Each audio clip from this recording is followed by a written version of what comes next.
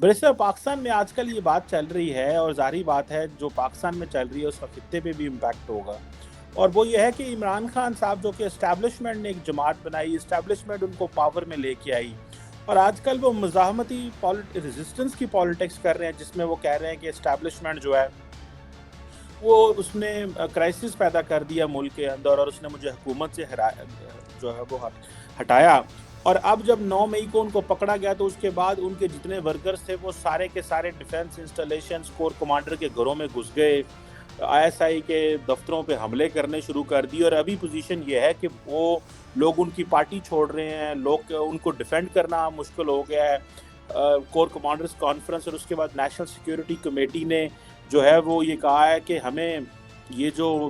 Army act के तहत लोगों को ट्राई करना चाहिए। आप कैसे देखते हैं कि क्या इमरान खान जो हैं, और अभी तक की ऑप्टिक्स तो ये है कि उनके घर के बाहर कोई बंदा भी नहीं खड़ा हुआ इमरान खान के घर के बाहर। इससे पहले तो वहाँ पे मजमा लगा होता था, पिछले 6-8 माह वहाँ पे मेला लगा हुआ था। अब उस घर के बाहर, सड़क के बाहर कोई बंदा नहीं है। आपको क्या लगता है कि क्या पाकिस्तान तहरीक इंसाफ जो कि इमरान खान की जमात है, क्या ये मुज़ाहमत कर सकती है या इन्होंने कोई मुज़ाहमत की है, या जिस तरह इनके बारे में कहा जाता था ये इस्टेब्लिशमेंट की पार्टी हैं, आप इनके बारे में क्या समझते हैं? क्या इमरान खान की सियासत ख़त्म हो रही है और जिस तरह वो जो पुरानी 2 रवायती पार्टी थी वो दोबारा वापस आ रही हैं पावर में? What do you make of that? या कि जिस तरह इस्टेब्लिशमेंट करती है कि 2 को नीचे गिरा लो, 1 को ऊपर कर ले, एक वक़्त आएगा फिर इमरान खान साहब ऊपर आ जाएँगे। What do you make of this Imran Khans जो डाउनफॉल है सर? देखें जी, ये किसी भी तरीके से इसको कोई मज़ामती पॉलिटिक्स तो नहीं कहा जा सकता। मज़ामती पॉलिटिक्स में जो है ना, वो पार्टियों का अपना एक कैरेक्टर होता है, जो एक ख़ास एक माहौल में पार्टियां जो हैं वो ऑर्गेनाइज होती हैं और एक ख़ास पॉलिटिकल सिचुएशन में वो उभर कर सामने आती है जिसके पीछे के उनकी जदोजहद होती है। पार्टियों ने मारें खाई होती हैं, किसी न किसी तरीके से रेजिस्टेंस की होती है हुक्मरान तबकात के जुल्म और जबर के ख़िलाफ़। तो उनके अंदर फिर एक सेंस ऑफ रेजिस्टेंस भी होता है और कैपेसिटी भी होती है और उसके लिए विल भी होती है। ये बर्र सगीर में ऐसी कई पार्टियां मौजूद हैं, इंक्लूडिंग जो है वो कांग्रेस, जो बरतानिया के ख़िलाफ़ एक मज़ामती पॉलिटिक्स से जिसकी सियासत शुरू हुई। बाद में ख़ुद हिंदुस्तान के अंदर मुख्तलिफ जिस तरह की पार्टियां हैं, पाकिस्तान में जो है इसके लिए फॉर एग्ज़ाम्पल ये बहुत सारी जो है वो सिंध बलोचिस्तान और पख्तूनख्वा को, जिनको आप काम परस्त पार्टियाँ कहते हैं, उनकी तारीख जो है वो मज़ामत की तारीख रही है मुख्तलिफ अंग्रेज़ों के ज़माने से लेके। ये जो FCR है, जो फ्रंटियर क्राइम रेगुलेशन जो था, ये बुनियादी तौर पे अंग्रेज़ों ने बनाया ही जो है वो पश्तूनों और बलोचों की जो मज़ामत है उसको कुचलने के लिए। तो इस तरह आप देखें तो वो एक पूरी हिस्ट्री रखते हैं जिसको आप रेजिस्टेंस की पॉलिटिक्स कहते हैं। और जब कभी कोई वक्त आता है तो आप देखते हैं कि उनके अंदर एक ख़ास किस्म की ऑर्गेनाइजिंग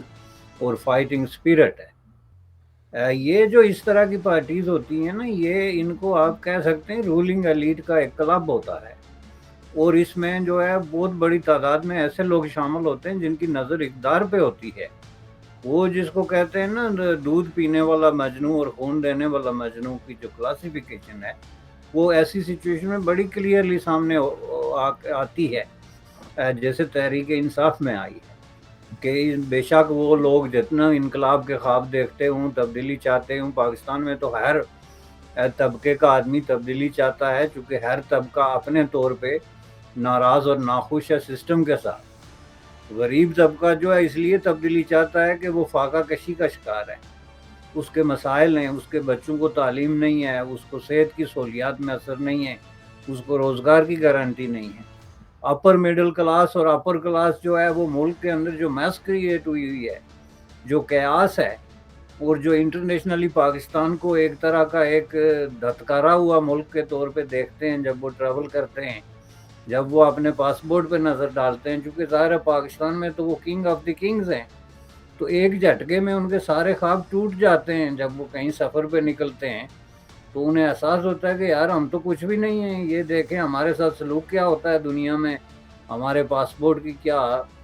سچویشن ہے، اس طرح کی چیزیں. پھر ان کو یہ بھی جو ہے تبدیلی چاہتے ہیں، تو اس لیے جو کوئی تبدیلی کی بات کرتا ہے نا اس کے ارد گرد لوگ جمع ہونا شروع ہو جاتے ہیں. اور یہ تحریک انصاف اس کی ایک کلاسیکل ایگزامپل ہے. یہ جو لوگ تھیوریاں پیش کرتے ہیں کہ اسٹیبلشمنٹ نے ایک پروجیکٹ کے طور پہ تحریک انصاف کو کریٹ کیا ہے، اس کی وجہ یہ ہے کہ ان کی ضرورت بنتی تھی جو بھی جو ہے وہ سسٹم کے اندر اپنی انروڈز کے لیے، اس کو اپنی جگہ سچ مانتے ہوئے بھی آپ جو ہے اس حقیقت سے انکار نہیں کر سکتے کہ یہ اتنی تعداد میں لوگوں کا جمع ہو جانا جو ہے، وہ عام آدمی کا جمع ہو جانا، وہ ظاہر ہے کسی میسج کے پیچھے ہوتا ہے نا. جو آپ کی اسٹیبلشمنٹ ہے یا سیکرٹ ایجنسیز ہیں، وہ الیکٹیبلز کو، وڈیروں کو، اس طرح کے لوگوں کو ادھر سے ادھر کر سکتے ہیں، لیکن عام عوام کو اگر وہ اتنا انفلوئنس کر سکتے ہوں تو وہ خود حکومت کریں. وہ نہ کسی کو پارٹی بنانے دیں، نہ کسی کو سامنے آنے دیں. چونکہ عام جو میس جس کو آپ کہتے ہیں نا، جو پیپل ایٹ لارج، ان کو انفلوئنس صرف ایک لیڈر کر سکتا ہے. اس کو اس طرح کی ایجنسیاں یہ چیزیں انفلوئنس نہیں کرتی. تو لیڈر جو ہے وہ ظاہر ایک میسج دیتا ہے، اور جو عمران خان نے میسج دیا آبویسلی وہ آپ کے سامنے ہے کہ اب عوام کا یہ نہ حافظہ ہوتا ہے، نہ ان کے اندر تجزیہ کرنے کی یہ قوت ہوتی ہے کہ بھائی اس آدمی نے ہر 10 منٹ بعد ایک نیا میسج دیا ہے. نہ وہ نظام پہ کوئی پراپر میسج دے سکا، نہ تبدیلی پہ دے سکا، نہ ان چیزوں پہ کہ پاکستان کے اندر جو اس نے کام کرنے تھے وہ کیا کرنے ہیں، اس کے لیے وسائل کیا ہوں گے. ظاہر ہے یہ عوام اتنا تو نہیں سوچ سکتے. وہ تو یہ دیکھتے ہیں کہ بھائی کوئی وقت آنے والا ہے ہمارا. تو اس پروسیس میں بھی کچھ عوام کی ایک بڑی تعداد تھی، لیکن ایسے لوگوں کی بھی بہت بڑی تعداد تھی جو صرف اقتدار کے لیے، کہ ایک پاپولر پارٹی آ رہی ہے جی، ایک good looking, articulate, well spoken leader ہے جی، اس کی وجہ سے ہمارا ایک انٹرنیشنل امیج بنتا ہے. اور جی ایمانداری والا کہانی بھی جو ہے، چونکہ کرپشن سے لوگ تنگ ہیں، یہ ساری چیزیں ملا کے تو اس کے ارد گرد جو لوگ جمع ہو گئے وہ بالکل آپ یوں سمجھیں کہ اس طرح کے لوگ تھے جن میں اپارچونسٹ بھی ہوتے ہیں، جس میں جو ہے وہ ڈریمرز جن کو آپ کہتے ہیں، اس میں ایسے لوگ جو سسٹم سے تنگ آئے ہوئے ہیں، ایسے لوگ جو کسی نہ کسی طریقے سے پالیٹکس میں اپنا رول پلے کر رہے تھے، لیکن ان کو کرنا چاہتے تھے لیکن ان کو جگہ نہیں مل رہی تھی. لیکن یہ سب جو کچھ آج بات جمع ہوا اس کا نتیجہ آپ نے دیکھ لی کہ جب برا وقت شروع ہوا تو پہلی بات یہ ہے کہ پارٹی کا اپنا جو کنفیوژن ہے اور جو باندھ باندھ کی بولی ہے وہ برے طریقے سے جو ہے وہ سپلٹ ہونا شروع ہو گئی، چونکہ وہاں کوئی ایک بولی ہے ہی نہیں. یہ جو ہوتی ہے نا ریزسٹنس کے لیے سب سے پہلی اور بنیادی شرط یہ ہوتی ہے کہ پارٹی نظریاتی ہو. اب نظریے سے مراد صرف یہ نہیں کہ کوئی مارکسسٹ لیننسٹ پارٹی ہی نظریاتی پارٹی ہے، بلکہ کوئی بھی نظریاتی پارٹی جو ایک خاص قسم کی آئیڈیالوجی پہ بلیو کرتی ہے اور اس کے ورکر یہ سمجھتے ہیں کہ ہم اس آئیڈیالوجی کے لیے مارنے کے لیے تیار ہو سکتے ہیں، خواہ وہ اسلامسٹ ہوں، وہ ایون کیپٹلسٹ اور لبرلز لوگوں کا بھی ایک گروہ ہو سکتا ہے جو آئیڈیالوجی کی بنیاد پہ لڑ سکتا ہے. لیکن یہاں کوئی ایک آئیڈیالوجی نہیں بلکہ چوں چوں کا ایک مربع تھا.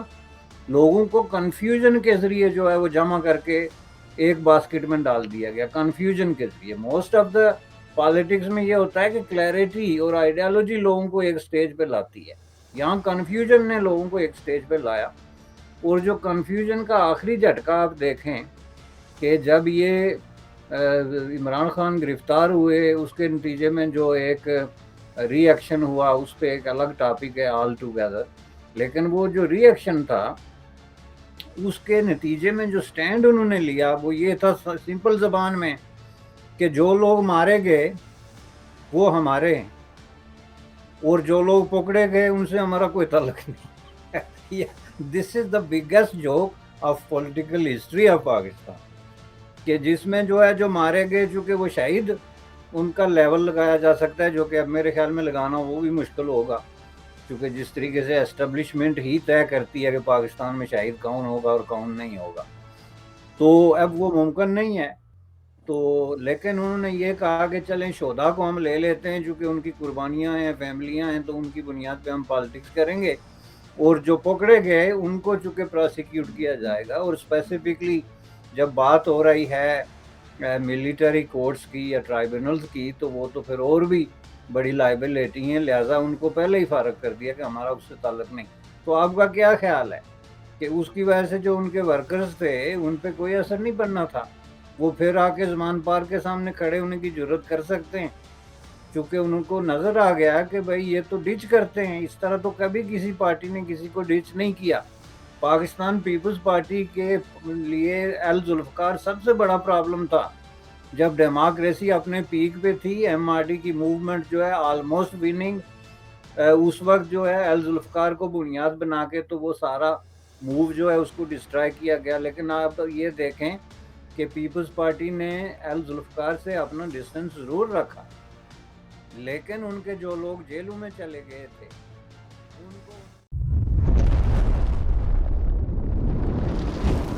ایکلویہ نیوز انڈیا، انترراشٹریہ خبروں کا منچ۔